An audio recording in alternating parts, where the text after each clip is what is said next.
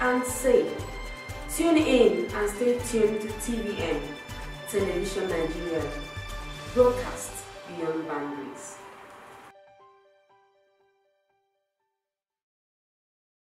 Information remains the bedrock in every stage of development. It develops both the human mind and the society at large. Television Nigerian is here to avail you with that information you need for all-round development through its mind-blowing programs such as news, talk shows, health and safety, governance and politics, sport, entertainment, kiddies, documentaries, finance, global happenings, human disposition from childhood to adulthood. It's a manifestation of what you see, what you hear, and say. Tune in and stay tuned to Television Nigeria, broadcast beyond boundaries.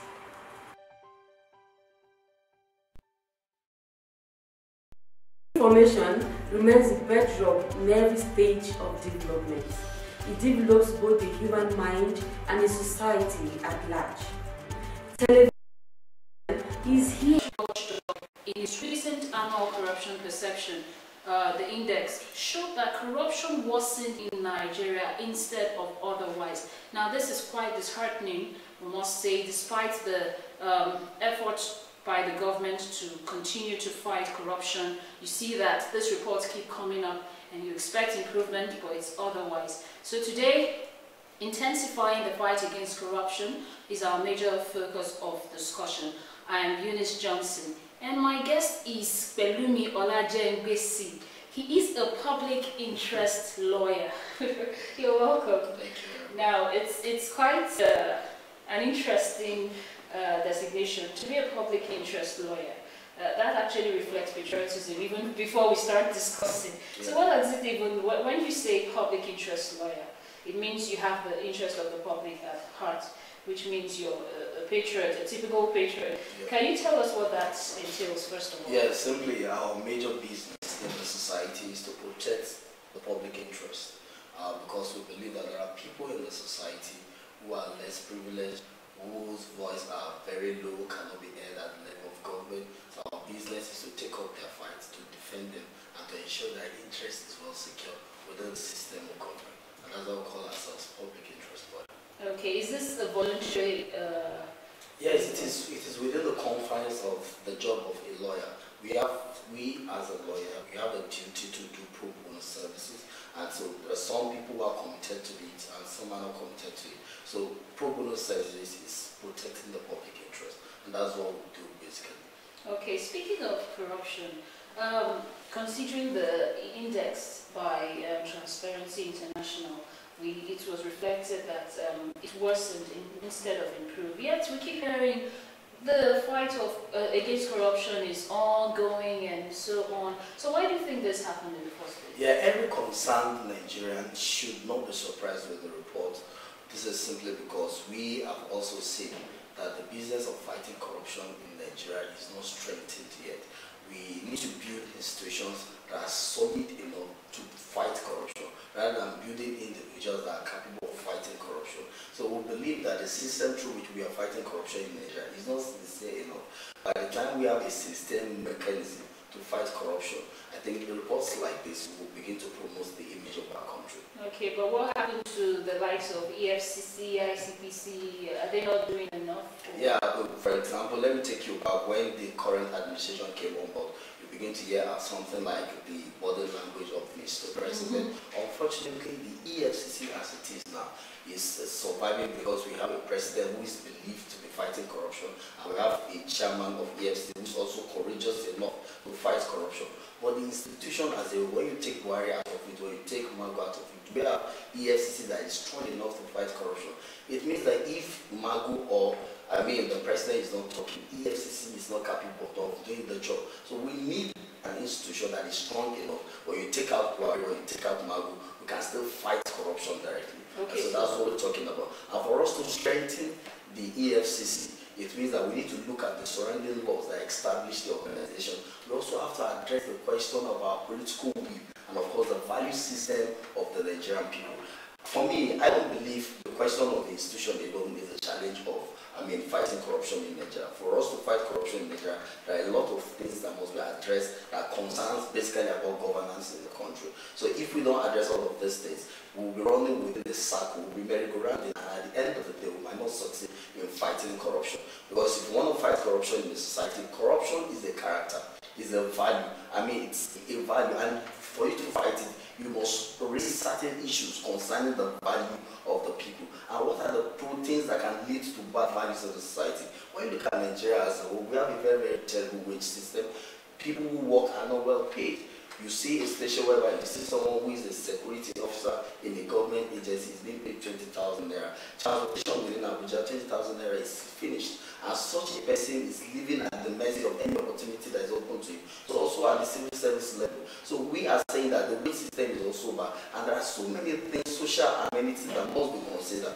You look at a young person who finished from the university, a young graduate who is opportune to get a job because, employment is not secured in Nigeria. People graduate from tertiary institutions and they join the colony of the unemployed. But those who have the opportunity to get employment, you start working with probably 60,000 or 65,000 naira. You have to pay for your rent, you have to move. Of course, you are taking 60,000 naira, you can't live within the metropolis of Abuja. You have to stay from a very far place. So when you look at the whole calculation, you discover that no one can survive in Nigeria. Nigeria is more or less a jungle. Everybody is struggling. Survival of the fittest. Yes. So when you talk about corruption, you can't address corruption when you have refused to address the basic challenges of the people. So it's more or less like a flooded area or a flooded room. You're not just packing the water, but you need to turn off the tap where the water is coming. Exactly. So the federal government itself must sit down and address some of these basic issues. So when you address them simultaneously as you're fighting corruption, then you'll be able to achieve your goal. Another thing again is that the current administration has not shown enough sincerity in terms of fighting corruption. It appears to some people that the corruption fight is one-sided. This is simply because there are certain things that we've also seen in the administration that the administration has refused to address. So the issue of corruption in Nigeria, we are actually not serious yet. If we are serious about fighting corruption, we have to design a plan, a program that can actually ensure that corruption is being fought. And apart from that, as we're fighting corruption, there is support to the people so that they can live a better life and a good life. Speaking of the people, sometimes when people talk about corruption, the average Nigerian man, or correct me if I'm wrong, but I think that the typical Nigerian man would say that corruption is for politicians and high-profile individuals. Forgetting that, even the trader on the road who tells you that, Madam, it's noodles that in that pack, and then you get home and you find something else, is actually displaying some sort of corruption too. Yeah, but you see, within the legal parts, you can believe that some of this act of dishonesty, some of this act of mistrust are also part of corruption. But in the real sense of it, when we talk about corruption, we talk about corruption within the government system. When you look at the private sector, there's also corruption. When we look at people's character, there are certain laws that have been put in place to address some of these things. And okay, for example, when you take someone's property, it's called theft. When you give someone wrong information, it's called misrepresentation. There are certain laws that have been put in place to ensure that when you commit some of these petty crimes, you are what? You are being taken up by law. But we are talking about when you say corruption. Corruption has to do with the failure of the system itself. For example, someone who stole a pen, who is taken to court for theft, but because of someone's another person's hand, the matter was messed up. That's corruption. So in every society, there will always be crime. Even in our developed society, there will always be crime. There will always be people who attempt to go against the social system, and there will be laws in place to address all of these things. What we are saying in Nigeria is that we don't have strong institutions enough to checkmate corruption.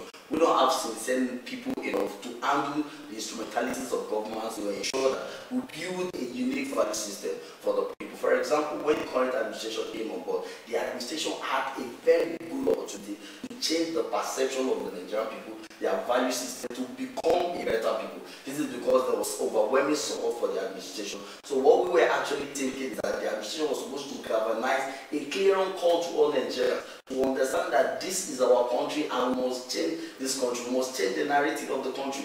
But today you continue to see the spirit of greed, so many kind of characteristics that actually affected the instrumentalities of government. So these are some of the issues we must address. You see, the business of corruption is not what we talk about on television, it's not what we announce on radio, that some people have been caught taking this, doing this and all of that. Government must sit down, there must be a serious business, there must be a serious discussion. Government should have a summit on it should have a blueprint on how to address the problem of corruption. And when you're addressing the problem of corruption, let me give you an example. In your office where you work, if you're not well paid, if you're not well remunerated, you don't have other social amenities, there's no transportation system and all of that, then you are exposed to certain challenges and you must survive as a human being, because it is natural by human quest to struggle to survive. And some of this stress or some of this struggle is what you see people term as corruption. And that's some of the things we see today in the society. Okay, but where lies the balance that few drops of water makes an ocean? Because you find out that, just like you rightly mentioned, one is in an office environment where you're not properly paid. In fact, there are some organizations that could owe their workers, despite the little minimum wage, as minimum as it is, they still owe sometimes. Yeah. And one has to survive, like you rightly stated. And so sometimes when you're presented with the opportunity to maybe adjust a figure or two, and that voice is telling you, you can just, is it not just to change this figure and then, things will get better for you. That's, in some way, directly or indirectly, is corruption. Yeah. So how do you think it can be fought from the roots? Before we start talking about the bigger fantastic picture. Like we said, addressing the value system. You see, the way our society is, we've actually we've made our people's character vulnerable to a lot of things. And so when you can't survive in your society, you find yourself doing a lot of funny things, which are also of course corruption. So I think, for example, government and some of these institutions who are responsible for socialization, for example, the religious organization, the non-governmental organization,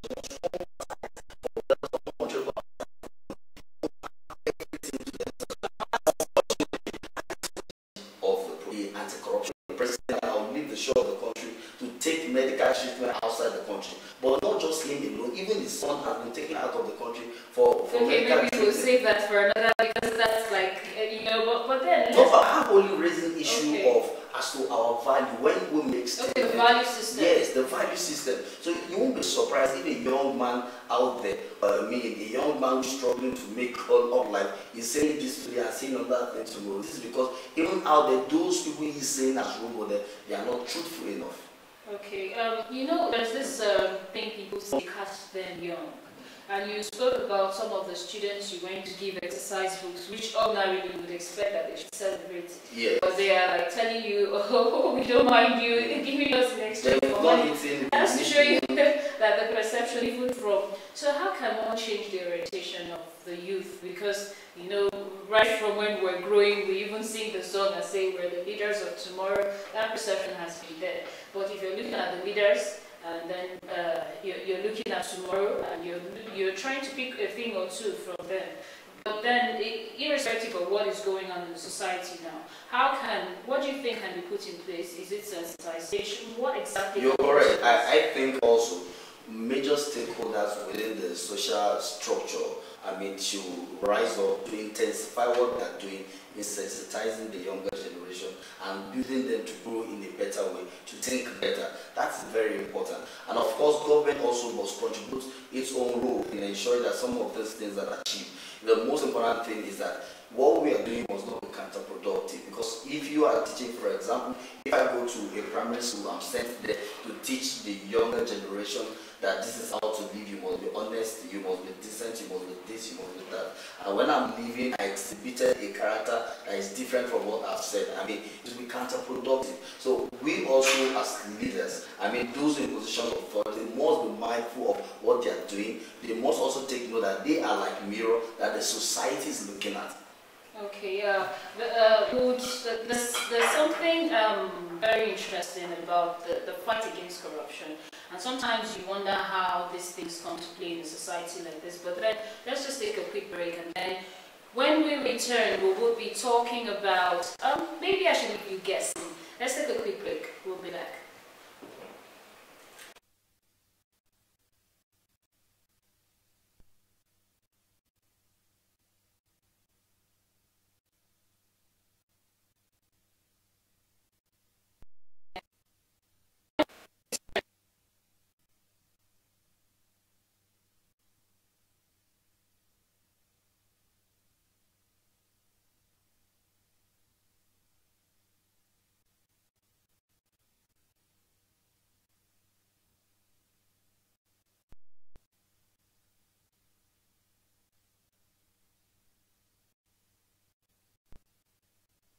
It's not tied to what you, it's tied to the society and how that individual can actually do well in the society. Alright, I forgot. They learn very fast, and we have what it takes to actually bring it home. As a human interest lawyer. In your own way, you're smiling in your own way. What do you think, how have you been able to, let's start with you as an individual now, how have you been able to sensitize fellow youth and maybe individuals that you've come across in the course of your duty against corruption or trying to drive the nation forward? Yeah, in advancement of our cause, we have about 3 stages through which we interface with the society to make meaningful impact in addressing not just the issue of corruption, of course protecting the rights of people and all of that. The first thing is advocacy. We do advocacy, and this advocacy address people in government, also address those who are in the general populace. We try to galvanize voice to address people, to let people understand the implication of some of these actions and inaction people in government carry out, and of course people within the larger society. We also try to raise foot soldiers who are good, who are determined to contribute their own quota towards the development of our country, to understand that we also are a critical currency in the Nigerian project.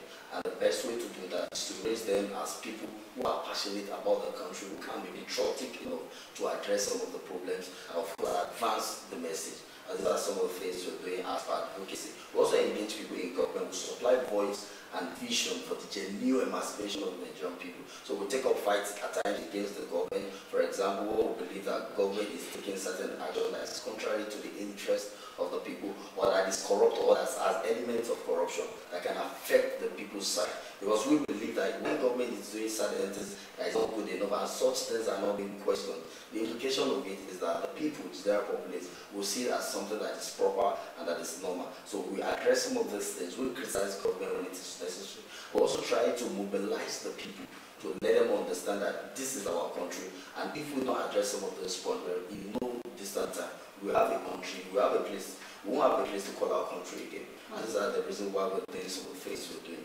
Okay, talking about the government, apart from, aside pointing the blame arrow at the government alone, where lies the private sector in all of this? Because we might not necessarily say we are living where the government is the only one saddled with responsibility of fighting corruption. I think it's a collective thing. So where lies the private sector? Would you say they've done their own bit in trying to fight corruption as patriots so far, or as patriots? Yeah, see, one thing we must appreciate is the fact that private sector in everywhere in the world is all the same thing. Their business is to make profit.